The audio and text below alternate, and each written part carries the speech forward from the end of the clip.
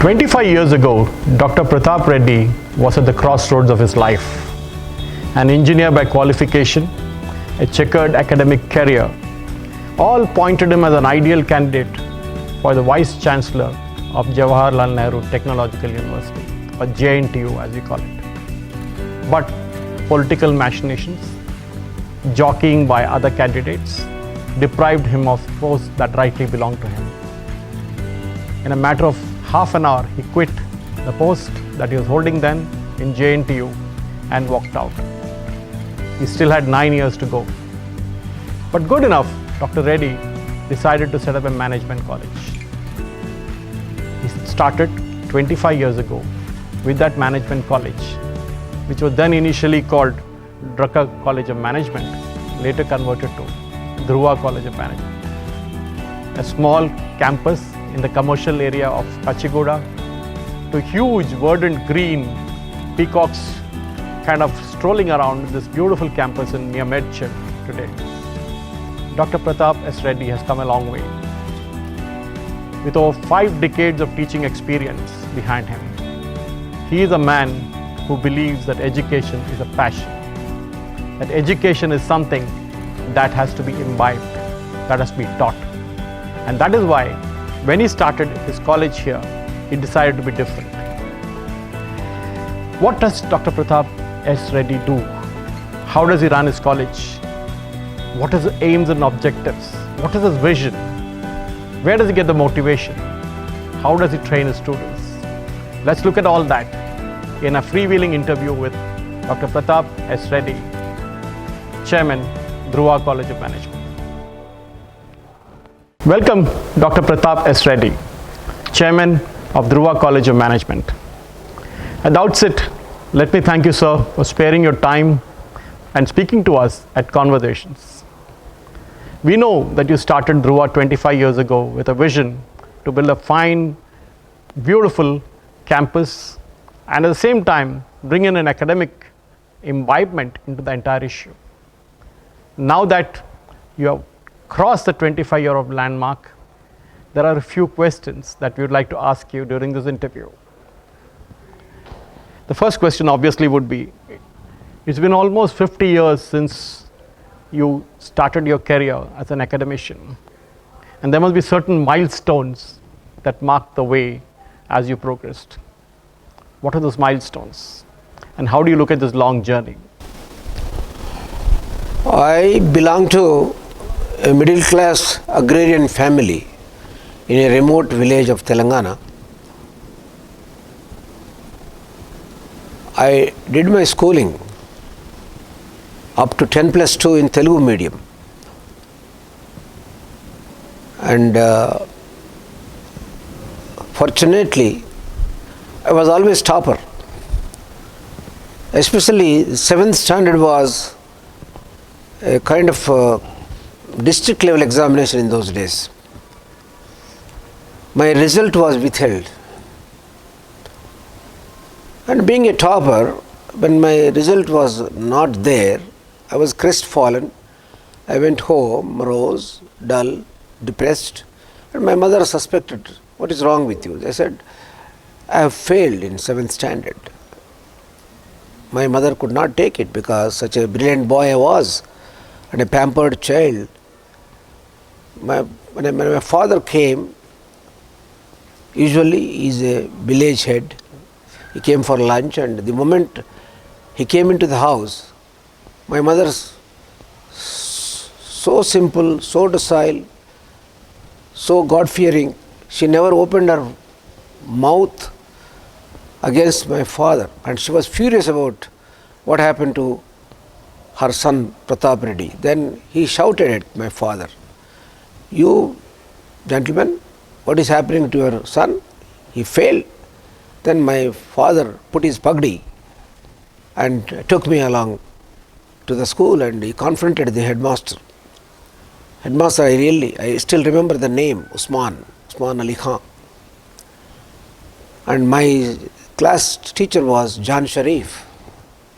And I still remember the names of the teachers. Sadatullah Khan, physical director. Sattar, social studies. Narayana Swami, Hindi. These were the teachers. And Usman Ali didn't know who I was. Actually, he was staying in our own second house in the village. And he was surprised to see my father, and he inquired. Then my father said, "How could you do this to my son?" Then he immediately excused himself and he went to district headquarters, and he was told that my answer scripts were not written by me. They must have been written by the teachers. Then he came back, took my notebooks and went back to the district headquarters and fought with them, showed proof that the answer scripts were really written by me. Then I was declared district topper. That was the kind of student I was. Then after 7th standard, there was no high school in my village. I went to Hanamkunda, multipurpose high school Hanamkunda. I still remember the headmaster's name, T.V. Narayan, Padmasri T.V. Narayan. He is still alive. I was doing good there. I got school first there. Then I got into engineering. And my engineering career was not that good because mathematics was not my cup of tea. Somehow I scraped through. I completed my engineering from Osmania Engineering College in 1967. There were no jobs. But Mulki rules agitation came handy. It was when Vengal Rao was the Chief Minister of United Andhra Pradesh. And I jumped into the fray. We fought for Mulki rules protection and nothing happened. Then came emergency, and 1969 the agitation was converted into not Mulki rules but separate Telangana state. In fact, that brings me to the next question actually. It falls from there. You were an active participant in the 1969 Telangana agitation and before that. And many in the present generation are not really aware of what happened in that time. Many people lost a complete academic year in terms of running the institution or being as a student. What are your recollections of the Telangana agitation of those days? I'm not talking of the one that just happened about 5-6 years ago, but one that happened way back in 1969. I tell you with all pride, I can recollect that we fought for separate Telangana for the simple reason that it is not the separatist movement. It was status quo ante. Hyderabad state, now known as Telangana, was there already. And for the information of the viewers, I must say that Telangana got independence on 17 September 1948, not 15th August 1947. Thanks to Vallabhbhai Patel, and Nizam was forced to join with the Indian Union. But the agitation was pristine, and if I look back, I can tell you that that was my golden era of life. I spent my days in agitation so wonderfully. I was incarcerated. I rubbed shoulders with the likes of Kaloji Narayan Rao, the great Telangana poet, and it was a selfless work, and I never feel bad about what I did then. Our idea was only to get liberated from Andhra regime. We have nothing against Andhra brothers and sisters. We are all against the Andhra rulers, and they did many atrocities against Telangana. We were denied water, we were denied jobs, we were denied many. Actually, we were treated as second-class citizens. That's how I jumped into the fray of Telangana agitation, and I am proud to say that I was incarcerated. You almost came close to being the Vice Chancellor of JNTU, but lost out, as we all know, due to political jockeying by a few interested candidates. Did losing out JNTU VC make you bitter? Make you angry? How did you handle it? It is a wonderful question. At the same time, it is excruciating for me to recall the day when the Vice Chancellor was announced. A couple of days before, the then Chief Minister, I don't want to name him, promised me that I would be the next Vice Chancellor. It happened in 1995. So we can all guess who that would have been. Right. Then I was crestfallen. I richly deserved the position. Had it been a senior to me, more deserving, I wouldn't have bothered. A rank junior, 5 years juniors to me, was installed as Vice Chancellor. Within an hour, I resigned my position as Chairman Board of Studies, JNTU, almost 9 years before superannuation. So the question is, this still continues now. We've seen the latest rounds of appointment. They're all in-charge Vice Chancellors. The government had so much of time to actually bring in good permanent heads for these educational institutions. I mean, universities like Osmania, JNTU. But again, we see the same thing happening all over again. Is politics actually killing academics? The tragedy in today's higher education is that for a Vice Chancellor position, there are so many candidates. For a professor's position, there are not many candidates. And Vice Chancellor position is a political appointment. Unlike Sarvepalli Radhakrishnan was Vice Chancellor Andhra University, or Katamanchi Ramalingareddy was the Vice Chancellor. And there were stalwarts. Madan Mohan Mahalavya. These are the people who reigned the university with academic rigor and intellectual strength. But nowadays, I don't know. Which brings me to the very, very obvious question. Why a management college and not an engineering college? Because you spent a better part of your career at JNTU, but then you decided to set up a management college. Why so? Isn't it have been natural to stick on to an engineering college, which was a demand those days and still has a bit of demand now? As I told you earlier, engineering was not my cup of tea. I was interested always in the right brain activity. I was into arts,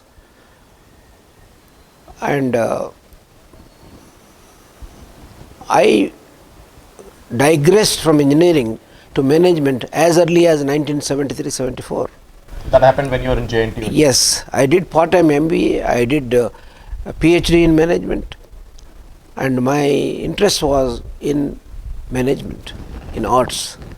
And what I lost during my studies of engineering, I regained. I got my moorings back when I did my MBA and PhD, and I was elevated to the post of professor compared to all my engineering compatriots. And I was quite happy to get back to my area of interest.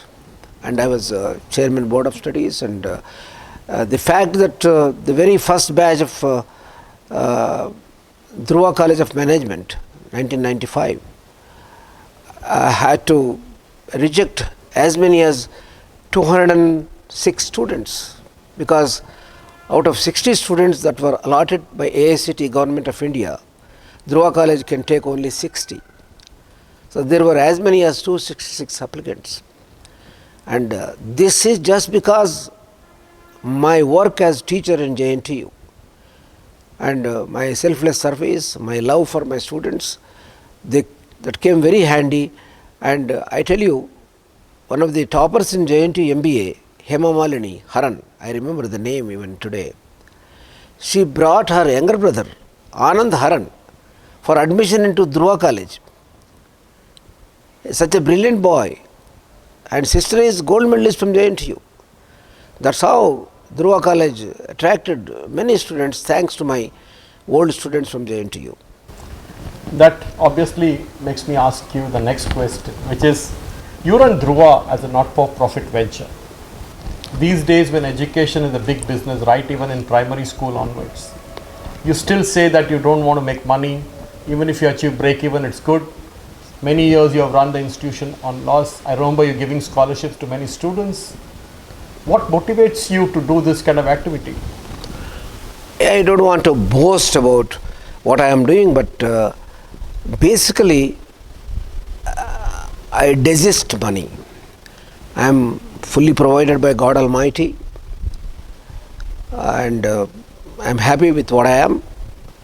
And whatever little money, whatever agricultural lands I have, bequeathed by my parents, I sold off and I established this college. And whatever little tuition fee I am collecting, it is for meeting the operational costs only. The fixed cost component or the sunk cost, I don't bother.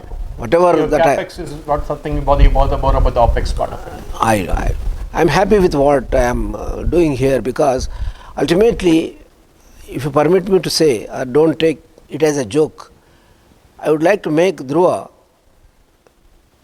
completely gratis for the bottom of the pyramid students. Kind of parity with Super 30. People may take it as an exaggeration, but I believe in that. Let us see what happens.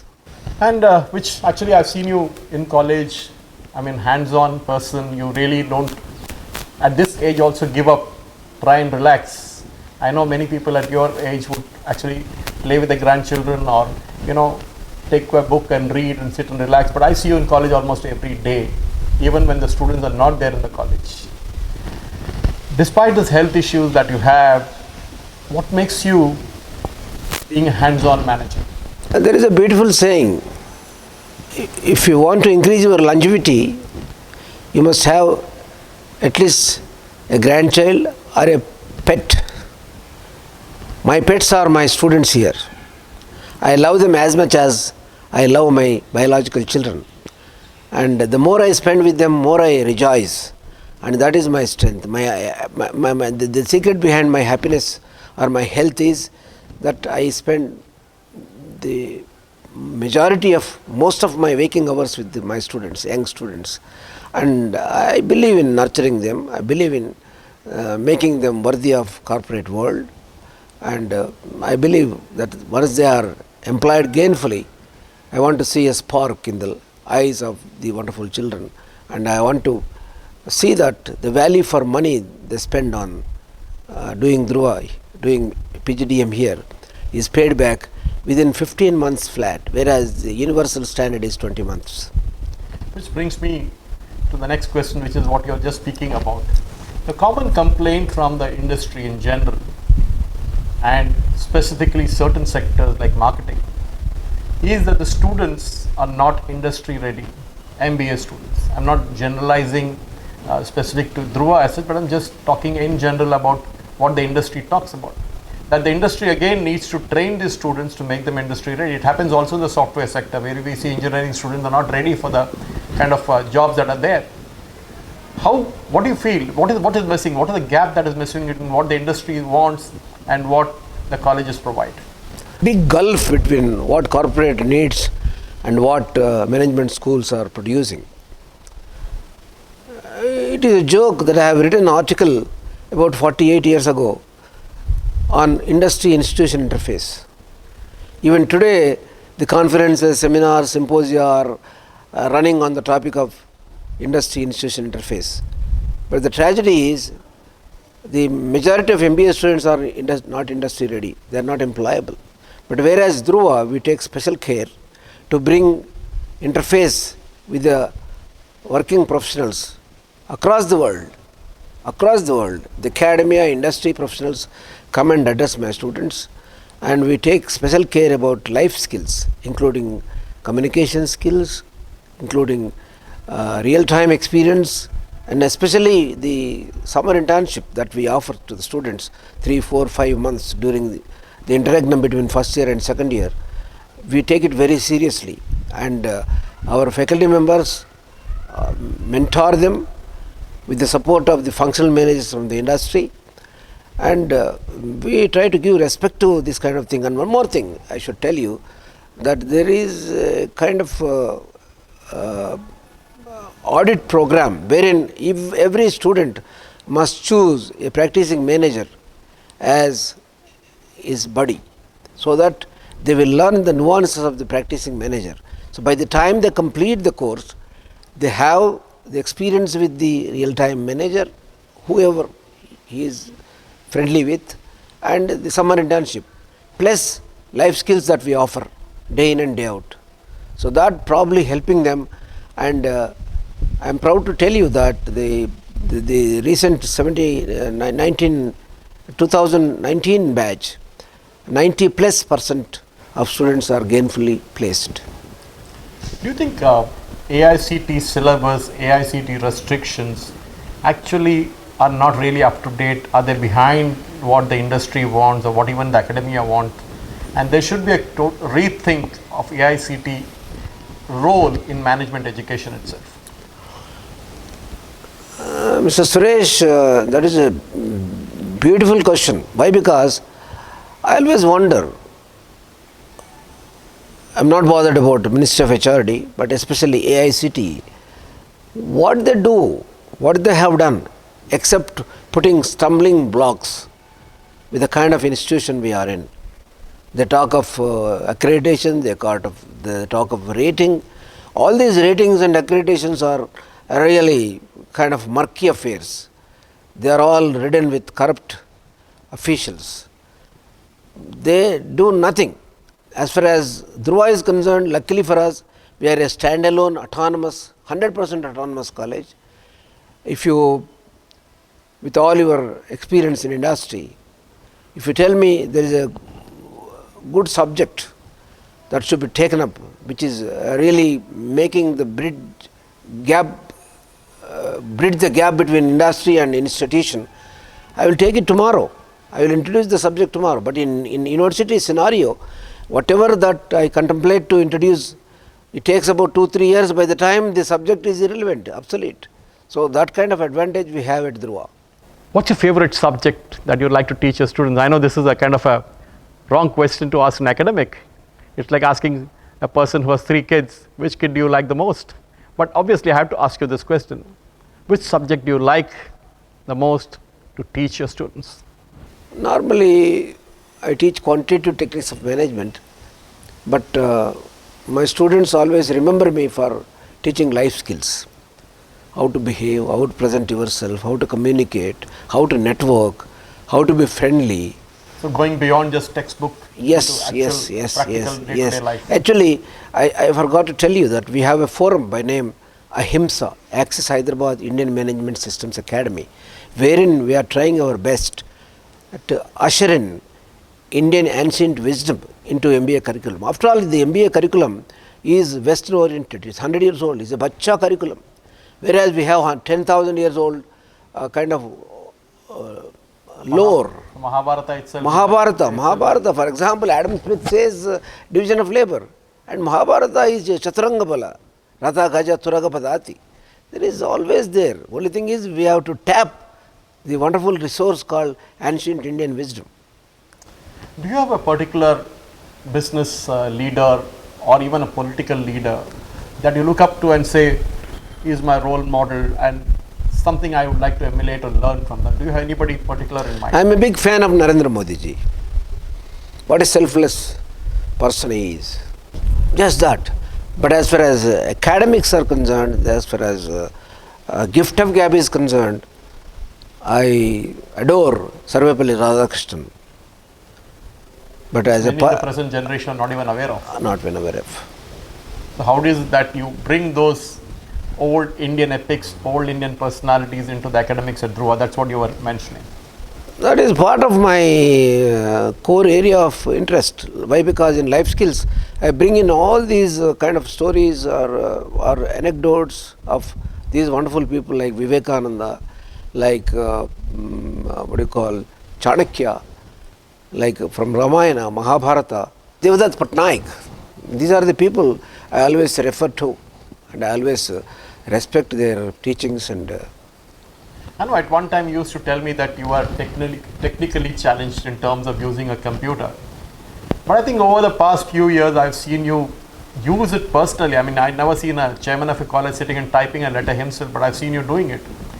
What makes you think that, today's technology is something that goes beyond age, transcends beyond certain boundaries? How should technology play a role in today's education? That is again a beautiful question, an apt question.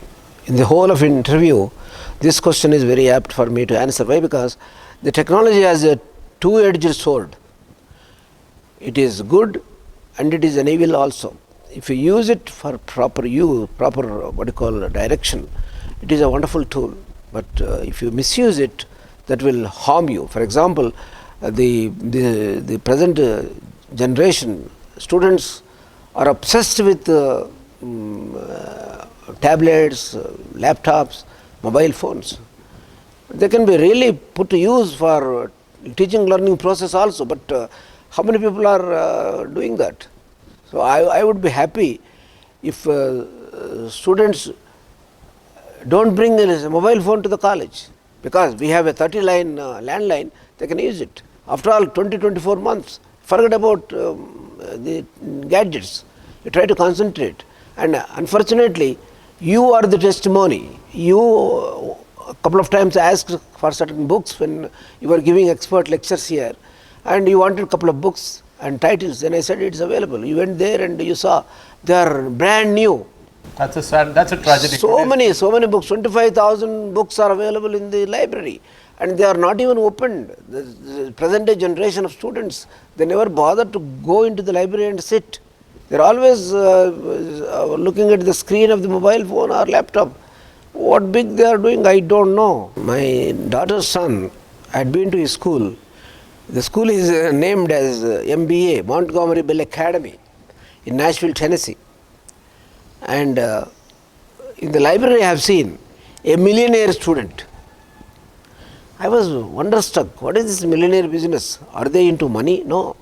The librarian said that a student who reads million words in 3-month period, his picture is kept there as a millionaire. That is the kind of motivation. That's what even Warren Buffett mentioned. I think other day I was mentioning to your students also that every day you need to read 500 pages. Right. And I think he was speaking to one of the major management colleges in the US, and then he repeated and he said, no, I'm sure none of you will do it, or very few of you will do it. That's a problem today. So that is the real millionaire I believe in.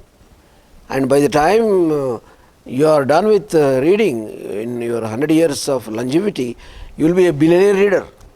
You built such a beautiful campus, the hostels. I think everywhere you have a stamp of your food, especially in your the food that you serve to your students in your mess, or if you can call it, it's as good as a hotel. And the classrooms, the way it's designed, you spent a fortune on building the auditorium on the 3rd floor. Everywhere, the way your faculty sits, you took personal interest in each one of that. What made you do all this? My dear Suresh, we live only once in this life. Whatever I wanted to do, whatever I could do, I tried to do. And I tried to the best of my ability. And I left no stone unturned in doing what I could do. That's my question, the last question. At the end of the day, at the end of your life, what did you like to be remembered as? I have a wonderful friend, one Professor Matthew M. Monipalli from IIM Ahmedabad. When I wrote my epitaph, he said, a living person cannot write epitaph. He advised me to write epitaph saying that it should be read after I am gone. So my epitaph reads like this: here lies Dr. S. Pratap Reddy, a teacher who loved his students as much as his biological children. Wonderful, Dr. Pratap Reddy. Thank you for sparing the time and talking to us. Thank you very much. Thank you. Thank you, sir.